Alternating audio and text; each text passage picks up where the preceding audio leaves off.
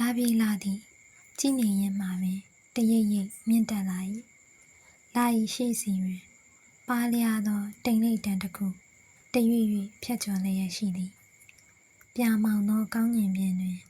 ကြယ်ကလေးများဟိုတစုဒီတစုပေါ်လာပြီကောင်းကင်ပြင်ကိုအဆုံးအစမမြင်ရပါမိုးကုတ်ဆက်ဝိုင်းချင်း၏ရှေ့ပိုင်းသုံးပုံတစ်ပုံကိုသာမြင်ရပါသည်ကျွန်တော်အထက်ကကောင်းကင်နှင့်ကျွန်တော်နောက်ကကောင်းကင်ကိုကျွန်တော်မမြင်ရပါဤဒေသမှာလူတွေ၏အမြင်ဆိုင်ရာခြေပြန့်မှုကွင်းမြင်ကိုကန့်သက်ထားသောအရာများစွာရှိပါသည်ပလက်ကလတ်ထိုင်တစ်လုံးပေါ်မှာသော၎င်းကဒင်သို့မဟုတ်တန်းလျားထိုင်ကုန်တစ်ခုပေါ်မှာသော၎င်းပလက်လဲလျောင်းသည့်အခါမိမိမျက်နှာမူရာတက်တက်ရှိအထက်ရန်မြင်ကွင်းသည်ကောင်းကင်မြင်မဟုတ်ပဲမျက်နှာချက်အုပ်မိုးတစ်ခုဖြစ်နေသည့်အခါတစ်ခါတော်တော်ကတိကောက်ဖြစ်ရပါသည်တကယ်တော့ယခုကျွန်တော်အာယုန်ထဲမှာရှိနေသည့်တင်းကျယ်ဝန်းလာနှင့်ကောင်းကင်ဟူသောအရာများကိုဘယ်တော့မှကျွန်တော်သတိတရဂရုထားမိခဲ့သည်မဟုတ်ပါကျွန်တော်အထက်တွင်ကောင်းကင်ကြီးရှိနေသည်ဟူသောအသည့်တွင်ကျွန်တော်မှမရှိပါမြို့ပြ၏စီးပွားရေးနှင့်လူမှုရေးတန်တရားမှာစိတ်ပါလက်ပါလှည့်ပတ်နေထိုင်ရင်ကျွန်တော်နှင့်သဘာဝတရားသည်ဝေး၍လာခဲ့သည်ဒါကိုလည်းကျွန်တော်စိတ်အနှောင့်အယှက်မဖြစ်ခဲ့ကျယ်ရီလတွေကိုမမြင်ရလို့လည်းမတန်းတာတခင်ကျွန်တော်အလုပ်ကလည်းလတွေကျယ်ရီတိမ်တွေနဲ့တော်တော်ဝေးပါသည်ဘန်လီမီတက်ဌာနခွဲတစ်ခုမှဝန်ထမ်းတစ်ယောက်သည်ငွေစုစာအုပ်များစည်ရင်းအင်းများငွေဆက်ကူများနှင့်လူမျက်နှာများလက်များကိုသာတနေ့ပြီးတနေ့တွေ့မြင်ရင်းနှီးနေခဲ့ရသည်ဖြစ်ရာစိတ်ကူးတသက်အရာများဟုထင်ရလောက်မိမိနှင့်ဝေးလံသောထိုသဘာဝတရားကိုလစ်လျူရှုခဲ့သည်မှာမထူးဆန်းပါထူးဆန်းသည်မှာယခုအခါထိုအရာများကိုတတိတရရှာဖွေစောင့်ကြည့်တက်လာခြင်းပင်ဖြစ်သည်လာပြီလာတစ်ခုမိုးကုတ်ဆက်ဝိုင်းမှစတင်ထွက်ပေါ်လာခြင်းမှစ၍ခမ်းမြင့်ကောင်းကင်သို့နေရာယူခြင်းအထိကျွန်တော်စောင့်ကြည့်ငေးမောနေခဲ့သည်ကိုကျွန်တော်ယုံမှလှုပ်ဖို့ကိုင်းပတ်များကျွန်တော်အခန်းကြီးချင်းများကျွန်တော်တငယ်ချင်းများသူတို့သိသွားလျင်တော်တော်အံ့ဩကြပါလိမ့်မည်ကျွန်တော်ယူသွတ်သွားပြီဟုမထင်ရသူများသည်ကျွန်တော်ခက်ကြောင်ဖြစ်သွားပြီဟုထင်ကြပါလိမ့်မည်ခမည်းတော်ကျွန်တော်နှင့်ပေါင်းသင်းဆက်ဆံရာတွင်စိတ်တန့်စေလိုသောစေတနာဖြင့်ကျွန်တော်ဤကိစ္စကိုပြောပြလိုပါသည်သို့သောဤကိစ္စမှာကျွန်တော်ကိုယ်တိုင်ပင်မရှင်းလင်းသောပြဿနာဖြစ်၍ခမည်းတော်ကိုကျွန်တော်ယခုအချိန်မှာမရှင်းပြနိုင်သေးပါလာသည်လူသားများကိုဆွဲဆောင်နိုင်ပါသလားဆွဲဆောင်နိုင်သည်ဆိုလျှင်မြည်သည့်ဂုဏ်တတ္တိများဖြင့်ဆွဲဆောင်နိုင်ပါသည်။မြည်သည့်အတိုင်းအတာအထိဆွဲဆောင်လေရှိပါသည်။ပြောရလျင်တော့လာသည်ကျွန်တော်အတွက်အလွန်ခက်ခဲသောပု္ပ္ပာတစ်ပုဒ်ဖြစ်သည်။ထိုပု္ပ္ပာကိုကျွန်တော်အားမေးခဲ့သူမှာကျွန်တော်ဇနီးဖြစ်ပါသည်။ကျွန်တော်ဇနီးသည်အရာရာတွင်ခင်းနောက်ပြန်ဆွဲသည့်အမြင်ရှိသူဖြစ်၏သူမကိုတသက်ညာညာပြောရလျင်ခန္ဓဝင်အမြင်ရှိသူဟုခေါ်နိုင်မည်ထင်ပါသည်ဘလောက်များခန္ဓဝင်ဆန်းလိုက်တယ်လဲဆိုရင်နာမည်ကခင်များတဲ့သူ့ကိုကျွန်တော်ကများဟုခေါ်ရပါသည်ကျွန်တော်တို့ဇနီးမောင်နှံသည်တယောက်ကိုတယောက်အလွန်ချစ်မြတ်နိုးကြပါသည်မြသည်တောမြို့ကလေးတစ်ခုတွင်မွေးဖွားကြီးပြင်းခဲ့၏ကျွန်တော်နှင့်လက်ထပ်ပြီးသောအခါကျွန်တော်နေထိုင်ရာမြို့တော်ကြီးသို့လိုက်ပါလာခဲ့သည်မြို့တော်ကြီးသို့ရောက်ခါစားကာလများ၌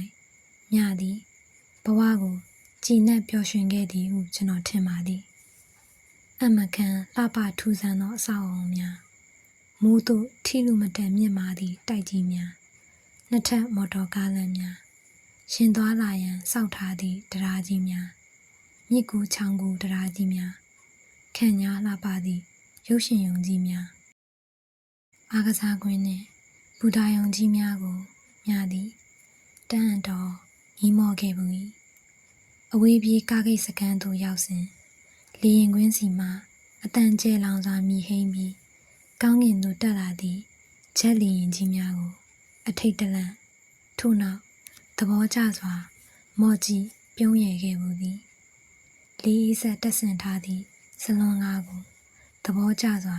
ကြည်နပ်ခဲ့မှုသည်ကြီးကျယ်ခမ်းနားသောကုန်တိုက်ကြီးများတွင်လိုချင်သမျှပစ္စည်းတို့ကိုအမျိုးအမည်စုံလင်စွာတွေ့မြင်ဝယ်ယူရသဖြင့်ကလေးတစ်ယောက်လိုပင်သဘောကျခဲ့မှုသည်မှန်နရံများမှန်တကားများဖြင့်လေးအေးဆက်တက်ဆင်ထားသည့်ကျွန်တော်ရုံးခန်းကိုတရက်လိုက်လာစဉ်ကကျေနပ်နှစ်သက်သွားခဲ့မှုသည်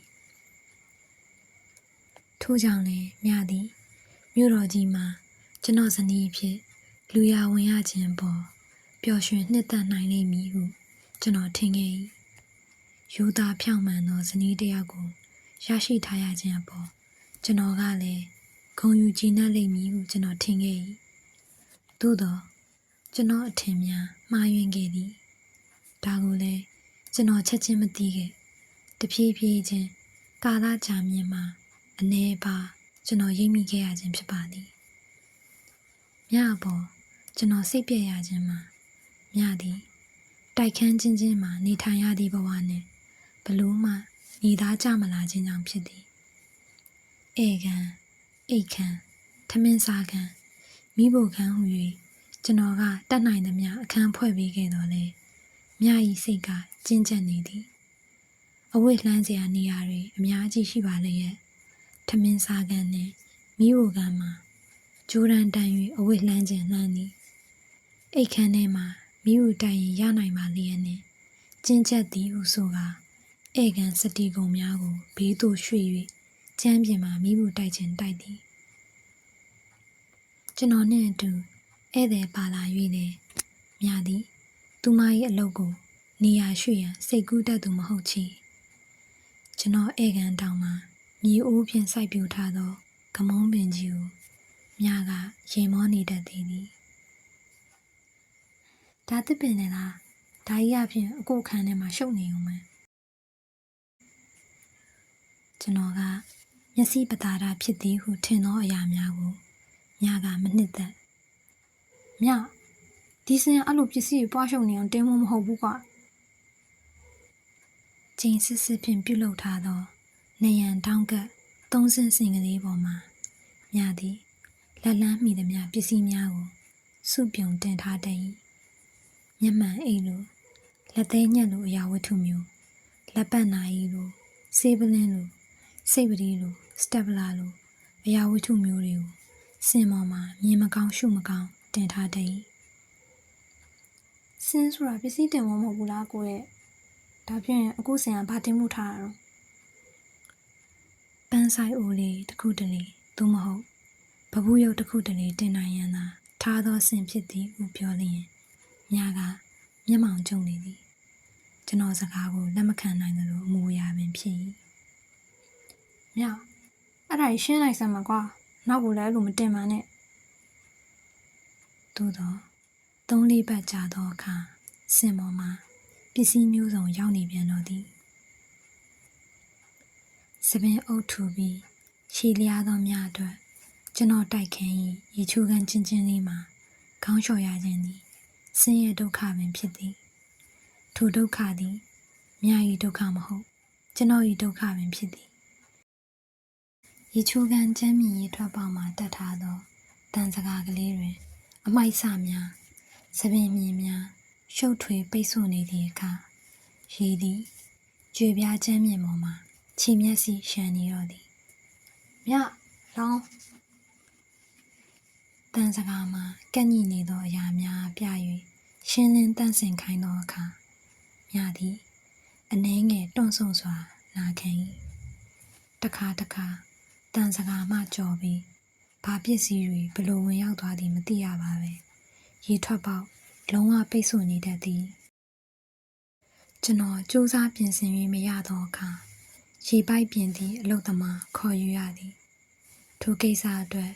မြသည်သာတရားခံဖြစ်သည်ဟုကျွန်တော်ကအပြစ်တင်လိုဟန်ကိုမြကရိပ်မိ ကျမတို့စီမှာတော့ရေချိုးရင်ရေရကြောက်ပြားပေါ်နေရှမ်းကြပြီမြေကြီးပေါ်မြောင်းတိုင်းတစ်ပင်နေစီသွားတာပဲရေချိုးလို့လည်းကောင်းမှကောင်းအဝိရှော်လို့လည်းကောင်းမှကောင်းအဝိလှန်လို့လည်းကောင်းမှကောင်းမယ်အခုလိုချင်းချင်းကြက်ကြက်နဲ့ကျမအလုံးမလုပ်တတ်ဘူးလေဒီလောက်လေးပဲဖြစ်တာပဲအကူကံကောင်းနေမှပါမျက်စောင်းထိုးလေးရဲ့ရင်မောတော့ကျွန်တော်ဒေါသတွေပြေလျှော်ကြခဲ့ရတာပါပဲမင်းတို့တော်နေရောလာမနိုင်နဲ့ပေါ့များရအစားအသောက်ချက်ပြုတ်ပြင်ဆင်ရတွင်မြသည်ကျွန်တော်အတွက်နည်းနည်းမှရင်ခုန်ကြည်နပ်ဖွယ်မကောင်းသည့်အိမ်အောင်ရှင်မတူဖြစ်သည်ပရက်ရှာကုတ်ကပေါင်းဝယ်ထားပြီးပါလျက်ဘဲပေါင်းမပေါင်းတတ်ဟင်းကိုနူးဤနေအောင်ချက်ပြီးတော့လေအနံ့အရသာကိုကျွန်တော်မနှစ်သက်နိုင်မြကဟင်းတိုင်းမှာနနွင်းမုံတွေဝါထိန်အောင်ထည့်တတ်၏ရုပ်စွာဆုံးအစိမ်းကြော်ကြော်ရတွင်ပင်နနွင်းမုံတွေဝါထိန်နေတတ်၏တရုတ်ဟင်းမြန်မာဟင်းနှင့်နိုင်ငံခြားဟင်းအထိစာအုပ်များကိုဖတ်စီခဲ့တော့လေကျွန်တော်ဇနီးသည်တခုမှဖြစ်မြောက်အကောင်အထည်မဖော်နိုင်ဝါမျိုးမကြသောဟင်းတချို့ကိုနှစ်သက်ဟန်ဆောင်တတ်သည့်အထိလည်းကျွန်တော်ကသဘောထားမကြည့်နိုင်ထိုအခါမြနှင့်ကျွန်တော်သည်အသေးအဖွဲကိစ္စလေးများမှအစသဘောထားကွဲလွဲရန်ဖြစ်လာခဲ့သည်မြကိုခဏခဏတင်ရလဲမောနေပြီဘောင်းမီကိုဘေးတိုင်းမိဖို့မတိုက်ရဘူးဟောဒီလိုရှေ့နောက်တိုက်ရတယ်ဖဲမင်းမလုပ်တိုင်ဖဲကျမမတိုက်ဘူးလားအကူနဲ့ရမှာဘောင်းမီကိုလက်နဲ့ကင်ကြည့်ဘူးလားပဲကျွန်တော်တခါမြကိုတော်တော်စိတ်ပြတ်ရ၏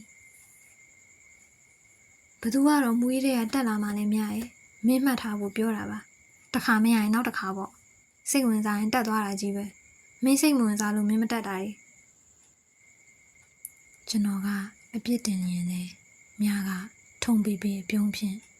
ငြိမ်နေမြဲဖြစ်မြစိတ်ကတိကောက်ဖြစ်သွားမှာမဟုတ်ပါဘူးကျွန်တော်ထင်ခဲ့သည်သို့တော့မြသည်လှုပ်ဝက်တတ်သူဖြစ်နေသလားကျွန်တော်မသိနိုင်မိမြကကျွန်တော်အပေါ်တစုံတစ်ခုညှဉ်းယူလာသမျှသည်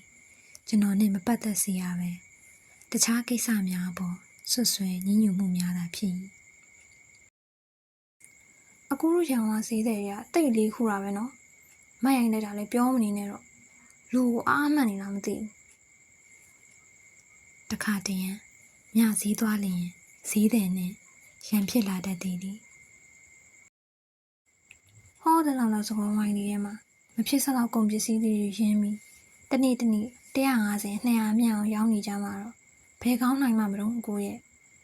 အားလုံးတခိုးတွေဖြစ်ကုန်ရောပေါ့တန်ရာတန်ကြီးပေးဝယ်နေရတဲ့ဈေးဝယ်တွေစော်ကားနေရပဲမြသည်အသားငါးကိုလက်ဖြင့်စကြည့်ခြင်းမျက်စိဖြင့်မြင်ရခြင်းတို့ဖြင့်အလေးချိန်ကိုမှန်းဆတတ်သူဖြစ်သည်တမာတိချိန်ဝင်သို့မကြာခဏတွားရောက်ချိန်တွေသူမှာညတယောက်သာရှိမည်ထင်ဒီရောက်လူတွေကမတိကြလို့များလာရင်ကို